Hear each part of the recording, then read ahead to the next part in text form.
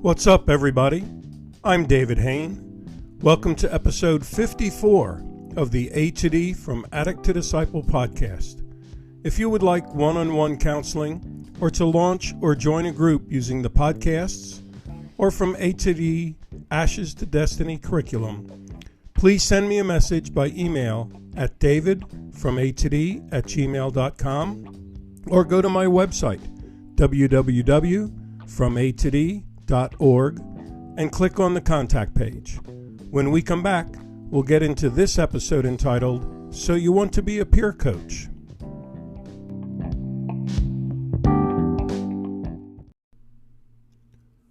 Welcome back to episode 54 entitled, So You Want to Be a Peer Coach. This episode is in response to questions I've been asked in feedback from last week's episode. Many people wanted to know how they could get equipped to coach addicts with the From Ashes to Destiny curriculum. Well, as we equip people in A to D, we first ask the question, why do you want to be trained? Why do you want to be a coach? We found over the years that the majority of people who come to our workshops are relatives of addicts who want to understand why their loved one is making the choices they are making and how to help them stop, even if they don't want to stop. The second largest group is former addicts who want to give back. They want to be able to share the freedom they have found in recovery with others still caught in the snare of addiction. This group we call peer coaches. The third group are people who may never have been addicts, but they want to bring healing and freedom to addicts. The desire to get involved has been tugging at their heart, but they feel totally unprepared. Sort of like a duck out of water due to lack of knowledge about addiction because they never were addicts. This group we call coaches. And for this episode, we'll use the words coach and peer coach interchangeably because we're talking to both groups, as a matter of fact, all three groups, in addition to talking directly to those of you who are still caught in addiction and struggling to establish your recovery. Well, the next question that we ask as we train people to be a coach is, what do you bring to the table? By this, I mean we focus on three possible skill sets that you might already have. First, do you understand addiction? Have you been exposed to it directly? Do you know the differences between the drugs in your area and how they affect the users? And this is really to establish whether you're going to speak from a position of knowledge about drugs or naivete. The second skill set that we look at is, do you have experience teaching or facilitating group discussions? By this, I don't mean addiction groups, but any groups. They could have been groups at your work, in your community, at your church, at school. Maybe even you were a Sunday school teacher. Whatever it is, have you had experience teaching in that sort of group setting? Because then you have some basic knowledge of group dynamics and how to get people involved. The third skill set is, have you been a mentor or a counselor where you have worked with people one-on-one? Recently, people who are already life coaches have been contacting me for training so they could be more confident in coaching their clients who struggle with addiction. And I've had a lot of times where we start coaching where people only want to be group facilitators and don't want to get involved one-on-one, that they would feel uncomfortable in that sort of one-on-one space. And just the opposite. People who say, I really would only be comfortable in one-on-one or a very small group. I don't think I could handle a group of 20 or so. So we go through those questions too. And then we ask a final question. And that is, we begin to ask about your heart for addicts. Are you moved by compassion or judgment? Is your motivation to facilitate healing or to bring spiritual salvation? Are you willing to walk with someone for the long haul? Or do you hope they will get a quick turnaround so you can move on to the next person? Okay, at this point, you should know how to introduce yourself to me when you send me a message or email saying you'd like to get equipped.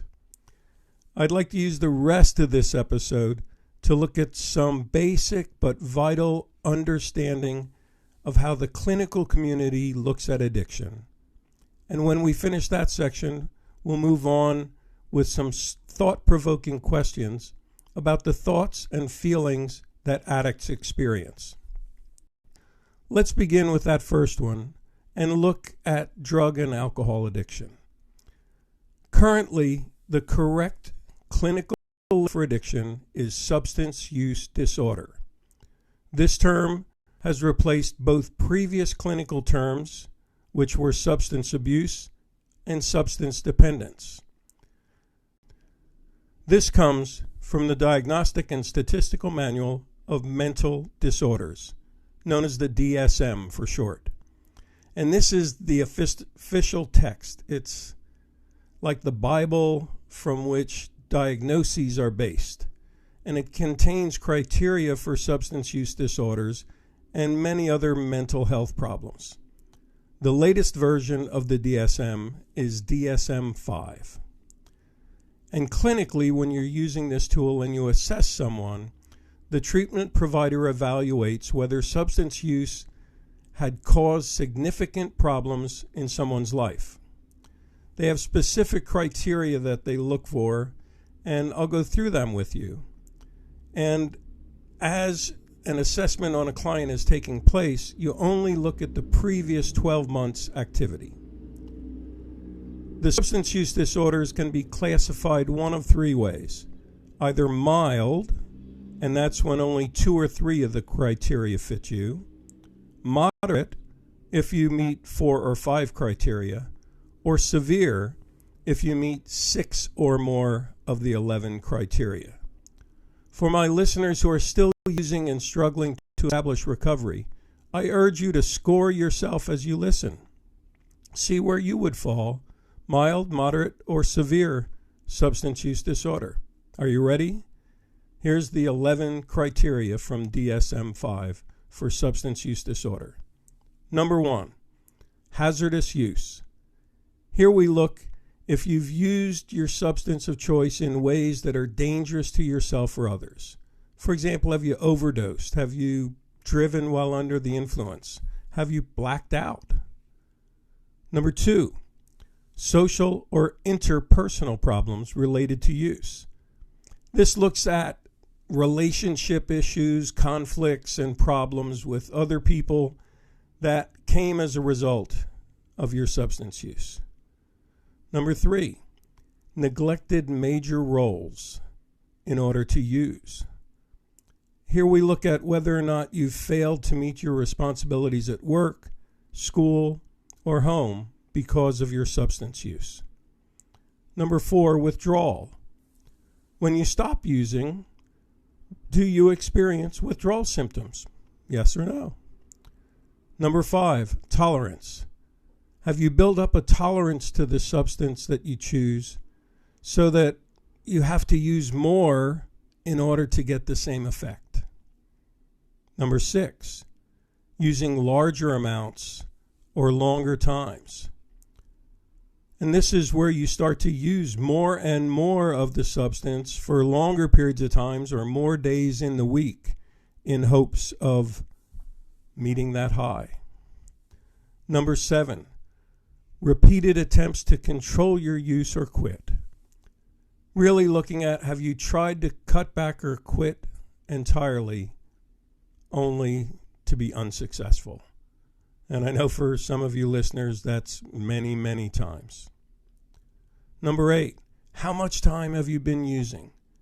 And that is, do you spend a lot of your time on a daily basis, a lot of your waking hours using your substance of choice? Number 9, physical or psychological problems that can be related to your use. Your substance use in this area would have led to health issues, physical problems like liver damage, lung cancer, a variety of illnesses, or psychological issues such as depression, anxiety, bipolar, and on and on. Number 10, activities that you've given up to use. Here you would be finding yourself skipping activities that you know you should have been at, or stop doing activities that you once enjoyed in order to use your drug of choice. Number 11, cravings. Have you experienced cravings for the substance? So again, you would fall into mild, moderate, or severe substance use disorder based on how many of those you said yes to. And underneath being classified as someone with substance use disorder, there's 6 most common categories that they would classify you in the U.S. One is alcohol use. The second is tobacco use. The third is cannabis use. Fourth is stimulant use. The fifth is hallucinogen use. And the sixth is opioid use. Sure. How's that for a bunch of info for you to digest? Are you feeling equipped, or is your head spinning?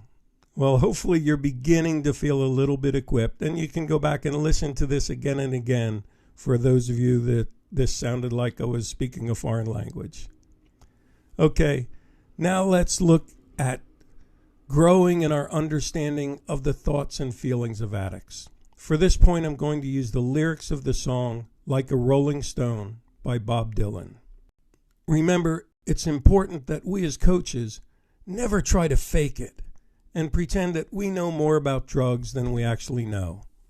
It's equally important to be open and admit that we don't know how addicts feel. Our common bond that gives us credibility with addicts and the ability to coach them is our love and our transparency to say, I may not have the exact past as you, I may not have used the same drugs as you, but I have felt similar emotional pain. And just like you, I've tried to deny it. I've tried to press it down, numb it, or escape it. So, using Bob Dylan's song here, let's see what you think about the questions that I've given you to think about. Here's the first verse. Once upon a time you dressed so fine, threw the bums a dime in your prime, didn't you? People call, say, beware doll, you're bound to fall. You thought they were all kidding you. You used to laugh about everybody that was hanging out. Now you don't talk so loud. Now you don't look so proud about having to be scrounging your next meal. How does it feel? How does it feel? To be without a home, like a complete unknown, like a rolling stone. Shaw. Strong first verse. Could you use that verse to begin to understand the pain of becoming homeless? How about asking questions about that transition on going from the person who looked and dressed fine to now being the one who begs for food? Could you ask compassionate questions about the pain of becoming a complete unknown? That your friends and family don't want to know you anymore, and everyone just sees a junkie when they look at you, not a person. Well, here's the second verse. You've gone to the finest schools, all right, Miss Lonely, but you know you only used it to get juiced in it. Nobody ever taught you how to live out on the street, and now you're going to have to get used to it. You say you never compromise with the mystery tramp, but now you realize he's not selling any alibis as you stare into the vacuum of his eyes and say, do you want to make a deal? How does it feel? How does it feel to be on your own with no direction home, a complete unknown, like a rolling stone? Have you ever thought of the fear of the first few days on the streets? No one teaches us how to live on the streets. but we have to learn fast to survive. How would you ask an addict about the compromises? All addicts have compromised their morals and values in their addiction, but they still hold on to a couple of things they would never do. What do you see when you look into the vacant vacuum of the eyes of an addict? Can you become a pathway to the healing and wholeness for addicts who are on their own with no direction home? Are you willing to risk your emotions to care about an addict who doesn't even trust themselves? Are you willing to walk alongside a rolling stone in their bumpy road to recovery? I'd like to close with a quote as an encouragement to my listeners caught in addiction or early in their recovery. The 13th century Persian poet Rumi wrote, "It's your road and yours alone. Others may walk it with you, but no one can walk it for you." Shah. So I ask you, are you willing to risk one more time to allow someone to walk with you, to be your coach as you seek your way home?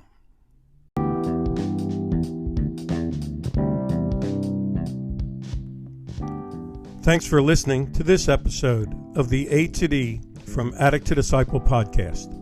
If you enjoy these podcasts, help us bring the message of hope by sharing the link with your friends and contacts around the world.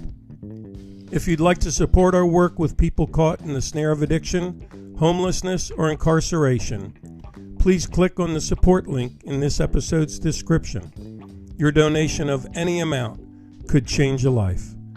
Tune in Monday for our next episode, and as always, stay safe and stay strong.